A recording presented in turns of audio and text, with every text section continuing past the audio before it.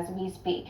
Well, in Lake Charles, Louisiana, many people still cleaning up after Hurricane Laura made landfall there just last month. Now they're also dealing with some wind and some rain that they had earlier today from Beta. Meteorologist Tevin Wooten is there with more on how they're dealing with this second blow from the tropics. Tevin?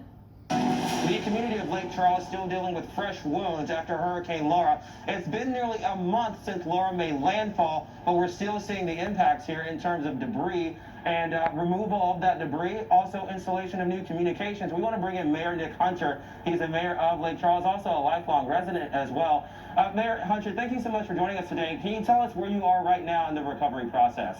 Well, we're in the thick of it, and we are going to be in the thick of it for weeks and months.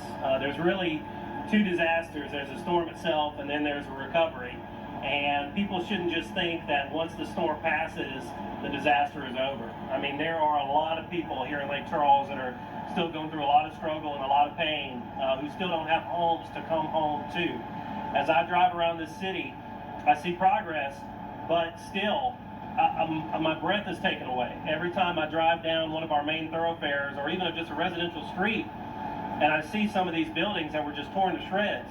On a normal day, if you had shown me one of those examples, I would have been without words. Multiply that by 10,000, and that's what we're seeing just in the city of Lake Charles. Down every street, you see the destruction.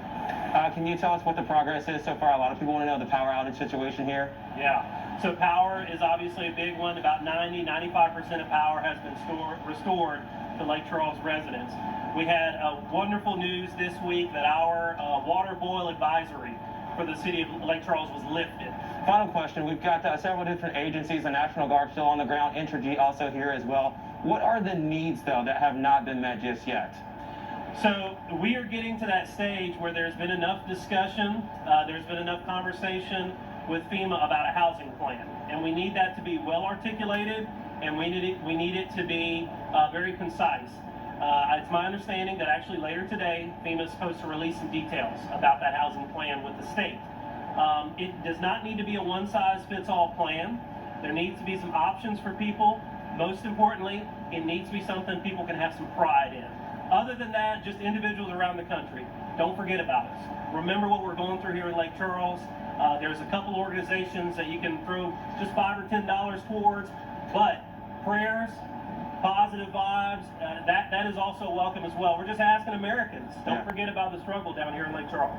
All right, that is Mayor Nick Hunter. We certainly appreciate you for your time. We wish you all the best of luck in the recovery that seems to be already ongoing here. They've made great strides, but they're asking for your help to get even further. All right, thanks for that update there. And the better news is